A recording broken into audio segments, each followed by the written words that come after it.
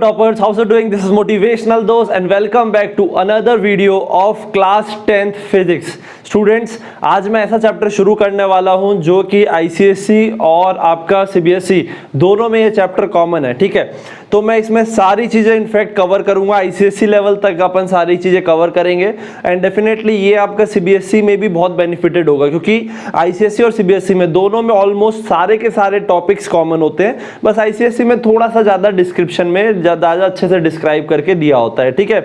सो बहुत ही बेनिफिशियल होने वाला है चैप्टर आप लोगों के लिए। इसके नोट्स एवरीथिंग आप लोगों को डिस्क्रिप्शन और सारी चीज़ें मिल जाएंगी आपको नीचे डिस्क्रिप्शन में।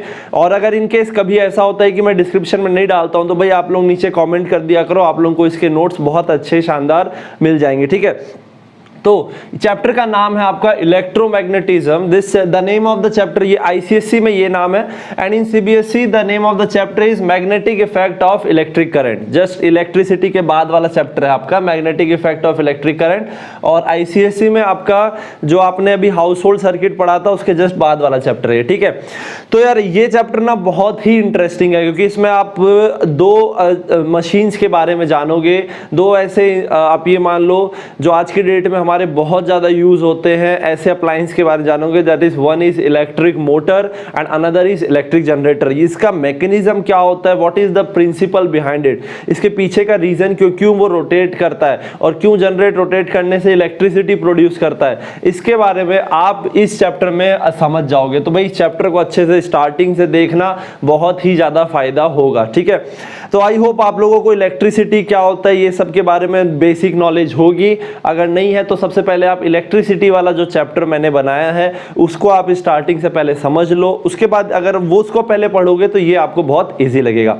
So without wasting any time चलो इसके टॉपिक्स में आते हैं। तो आज हम सबसे पहला जो टॉपिक पढ़ने वाले हैं इसका वो है ओस्टेड एक्सपेरिमेंट, ठीक है। इसकी स्पेलिंग मैं एक बार देख लेता हूं, OERSTED ओस्टेड एक्सपेरिमेंट। चलो यार डिस्कस करते हैं। पहले थोड़ा सा इंट्रोडक्शन ले लेते हैं चैप्टर में कि क्या पढ़ना है। देखो आपने लास्ट में इलेक्ट्रिसिटी में पढ़ा था कि जब भी कोई चार्ज आपका किसी कंडक्टर में फ्लो करता है तो करंट प्रोड्यूस होता है, ठीक है। और आपको पता है कि कोई भी चार्ज होता है जब वो रेस्ट में रहता है, अगर एक जगह में है तो वो इलेक्ट्रिक फील्ड बनाता है, अपने चारों तरफ कैसी फील्ड बनाता है, इलेक्ट्रिक फील्ड बनाता है। अब क्या होता है कि ना आप अब कुछ सवाल उठा, एक्चुअली हैंस ओस्टेड ना क्रिश्चियन ओस्टेड नाम के ना एक साइंटिस्ट थे, इन्होंने देखा कि जब किसी भी करंट कैरिंग वायर में जब करंट फ्लो हो रहा होता है तो उसके चारों तरफ कुछ ना कुछ मैग्नेटिक फील्ड क्रिएट होती है, जिसकी वजह से जब हम एक एक्सटर्नल जब हम कंपास को उस वायर करंट कैरिंग वायर के पास में रखते हैं तो उसमें डिफ्लेक्शन शो करता है। इसका मतलब कि अगर वो कंपास करंट कैरिंग वायर के पास रखने से अगर वो डिफ्लेक्शन शो कर रहा है, इसका मतलब कि जरूर ये जो करंट कैरिंग वायर जो है ये मैग्नेटिक फील्ड बना रहा है ना, और जिसकी वजह से वो इन्फ्लुएंस हो रहा है, वो डिफ्लेक्ट हो रहा है। और इस कॉन्सेप्ट को हैंस क्रिश्चियन ओस्टेड ने सबसे पहले बताया था और वहां से ये बात पता चली कि इलेक्ट्रिसिटी और मैग्नेटिज्म, मैग्नेटिक फील्ड और इलेक्ट्रिक फील्ड, ये जो दोनों टॉपिक्स हैं, ये दोनों जो ब्रांचेस हैं इलेक्ट्रिसिटी के, ये दोनों आपके एक ही हैं और इसीलिए इस पूरे ब्रांच का नाम रख दिया गया इलेक्ट्रोमैग्नेटिज्म। इलेक्ट्रो का मतलब होता है इलेक्ट्रिसिटी, इलेक्ट्रिसिटी मतलब जो हम चार्ज या करंट की बात करते हैं मोटा मोटा। मैग्नेटिज्म का मतलब होता है मैग्नेटिक इफेक्ट्स, मैग्नेटिक फील्ड। जैसे कि जो आपका मान लो मैग्नेट होता है वो चारों तरफ आपका मैग्नेटिक फील्ड क्रिएट करता है। जब हम आयरन स्प्रिंकलिंग करते हैं तो उसी वे में वो अरेंज हो जाते हैं ना, लाइक पोल आपका रिपल ईच अदर। मैग्नेट एक मैग्नेट दूसरे मैग्नेट को अट्रैक्ट करता है, पता होगा ये चीज है ना, तो वो आपका मैग्नेटिज्म है। और इलेक्ट्रिसिटी ये आपका करंट से रिलेटेड है, तो दोनों ब्रांच के बीच में कनेक्शन है, इसीलिए दोनों को मिला के बोलते हैं इलेक्ट्रोमैग्नेटिज्म, ठीक है। तो सबसे पहले हम समझते हैं मैग्नेटिक फील्ड और मैग्नेटिक फील्ड लाइंस क्या होती है।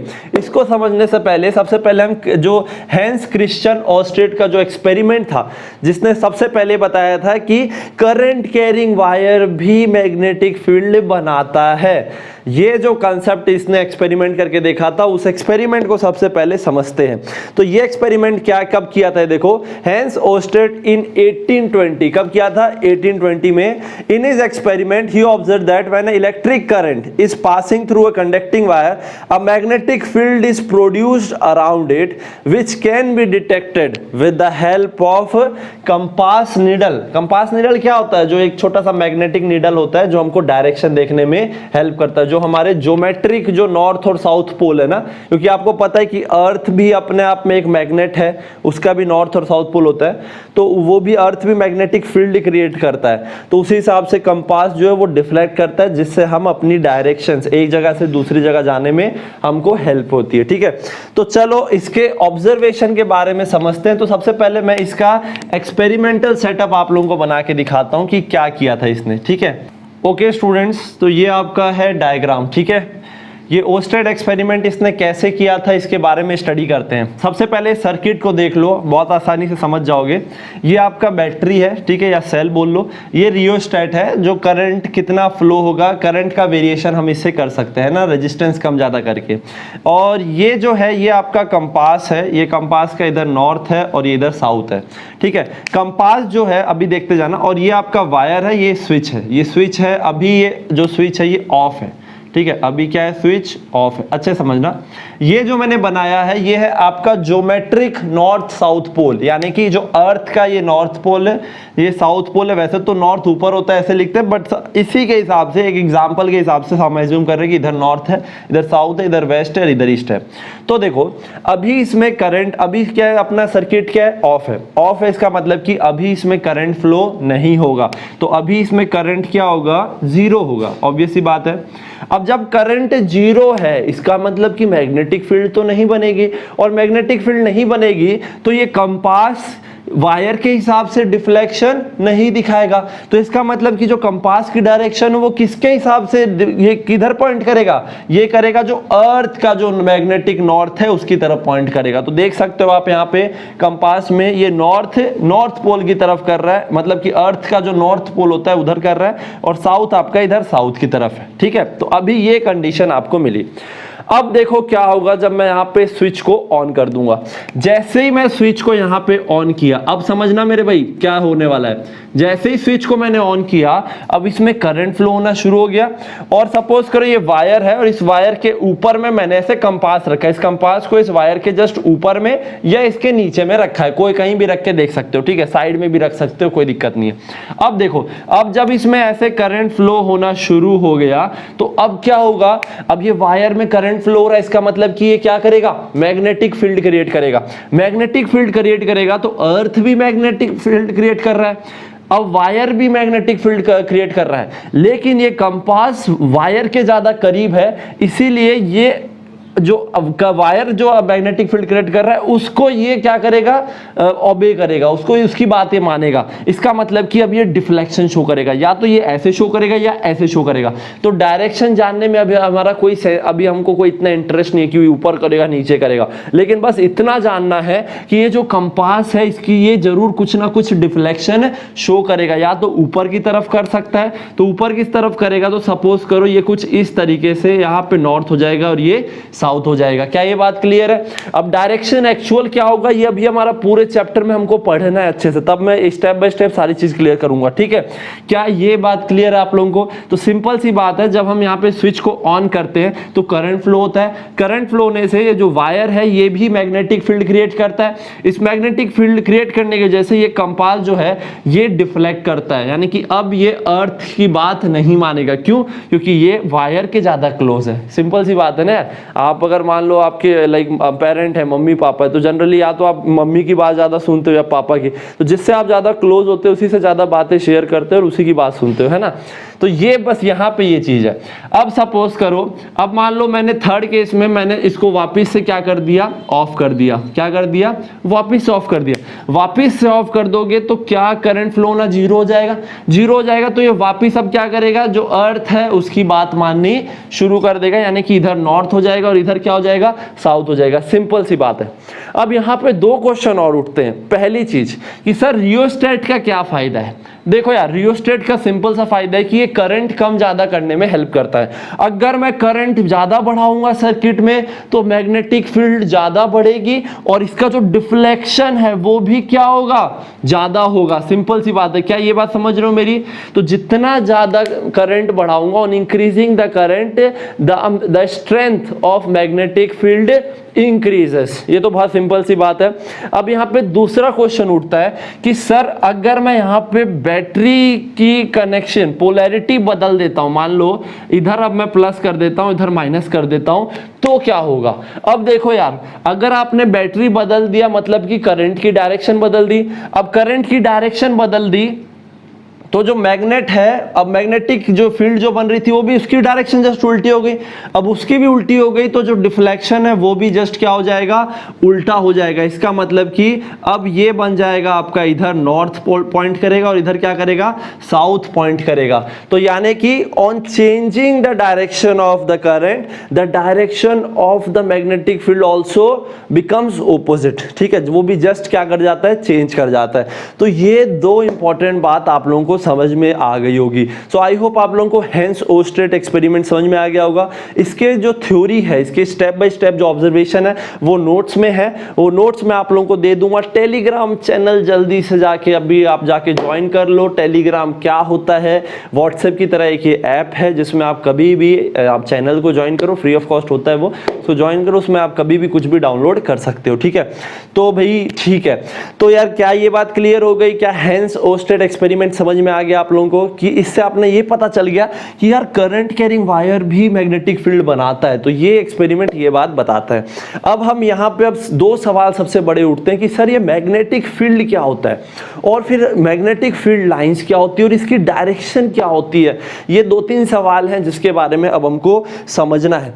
तो देखो भाई, तो सबसे पहले तो अब हम आज का सेकेंड टॉपिक शुरू करेंगे। तो अब यहाँ पे आपका मेन टॉपिक शुरू हो जाएगा, दैट इज मैग्नेटिक। ये भी मेन है। अब यहाँ पे आपका जो आप एक सवाल का जो जवाब जानना चाह रहे हो कि सर मैग्नेटिक फील्ड और मैग्नेटिक फील्ड लाइंस क्या होता है, इसके बारे में आप बता दो। तो देखो यार, मैग्नेटिक फील्ड क्या होता है सबसे पहले ये समझते हैं। Magnetic field is a quantity, एक काइंड ऑफ फिजिकल क्वांटिटी है। इसको हम बी से लिखते हैं। किससे लिखते हैं? बी। और ये वेक्टर क्वांटिटी है इसलिए इसके ऊपर एरो का साइन आ गया। ठीक है, सो लिख लो पहले, magnetic field is a quantity that has both direction and magnitude. ठीक है, अब इसको समझने के लिए सबसे पहले मैं आप लोगों को आपका जो फेवरेट है दैट इज मैग्नेट जो है उसके बारे में, उसी के हेल्प से समझाता हूं। आपको पता है कि मैग्नेट में दो पोल होते हैं, एक नॉर्थ पोल होता है और एक साउथ पोल होता है। क्या आप लोगों को पता है कि जब आप यहाँ पे एक एक्सपेरिमेंट किया करते थे कंपास को, तो जब आप कंपास को अलग अलग पॉइंट पे करते थे तो वो इस तरीके से पॉइंट करता था, याद आ रहा है? इधर नॉर्थ हुआ करता था क्योंकि नॉर्थ साउथ की तरफ जनरली पॉइंट करेगा, है ना, और ऐसा होता था, है ना, याद आ रहा है आप लोगों को? होता था ना। तो यहां से आपको पता चलता, फिर आप इसको ऐसे ज्वाइन कर देते थे तो इस तरीके से आपको मैग्नेटिक फील्ड लाइन मिला करती थी, याद आ रहा है ना। तो इसका मतलब यहां ये बात कही जाती थी कि मैग्नेटिक फील्ड जो है वो क्या है, काइंड ऑफ वेक्टर क्वांटिटी है जो हमें, जो बेसिकली इमेजिनरी है, ये एक्चुअल में कोई रियल में नहीं दिखता है।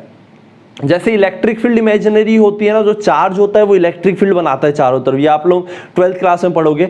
वैसे ही जो मैग्नेट है वो मैग्नेटिक फील्ड बनाता है चारों तरफ। अब ये मैग्नेटिक फील्ड का मतलब ये कि अगर आप कोई दूसरा मैग्नेट इसके करीब लाओगे तो वो क्या कर लेगा, इसको, ये मैग्नेट क्या करेगा, उसको अट्रैक्ट कर लेगा इस तरीके से। तो यहाँ पे आप देखना हमेशा कि जैसे जैसे, तो यहाँ दो बात आपको ध्यान रखनी है कि मैग्नेटिक फील्ड जो होती है उसकी स्ट्रेंथ जो है, उसका जो मैग्नीट्यूड है, जितना ज्यादा दूर आप मैग्नेट से जितना दूर जाते जाओगे उसका जो स्ट्रेंथ है मैग्नेटिक फील्ड का वो क्या होता जाएगा, कम होता जाएगा।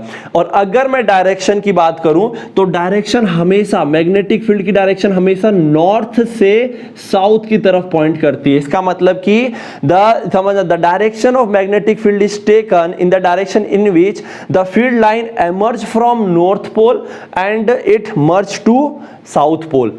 और मैग्नेट के अंदर बात करें तो डायरेक्शन होती है साउथ से नॉर्थ, क्योंकि मैग्नेटिक फील्ड लाइंस जो होती हैं वो आपकी आपकी क्या होती है, आपका क्लोज्ड लूप बनाती है, यानी कि नॉर्थ से शुरू होंगी तो वापस नॉर्थ में वो आके खत्म होंगी। तो यानी कि मैग्नेट के बाहर में डायरेक्शन नॉर्थ से साउथ होती है, मैग्नेट के अंदर साउथ टू नॉर्थ होती है। अब मैग्नेटिक फील्ड लाइंस क्या होती हैं? देखो यार, मैग्नेटिक फील्ड को हम जो रिप्रेजेंट करते हैं वो मैग्नेटिक फील्ड लाइन से रिप्रेजेंट करते हैं। जैसे कि एक मैग्नेटिक फील्ड लाइन ये हो गई, एक आपकी मैग्नेटिक फील्ड लाइन ये हो गई।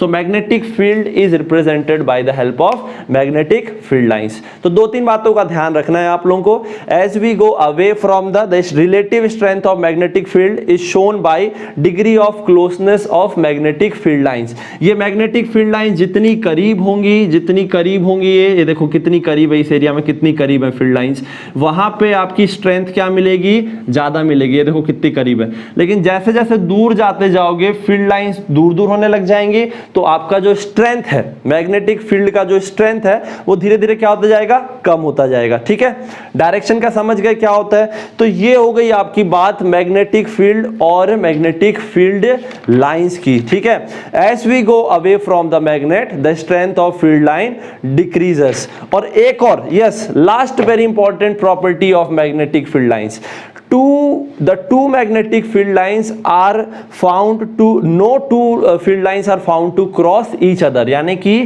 दो मैग्नेटिक फील्ड लाइंस कभी भी ऐसे क्रॉस नहीं करेंगी, कभी भी ऐसी सिचुएशन नहीं होगी कि एक ऐसे जा रही है तो एक ऐसे जा रही है। ये देखो कभी भी इस टाइप से क्रॉस नहीं करेंगी। क्यों नहीं करेंगी?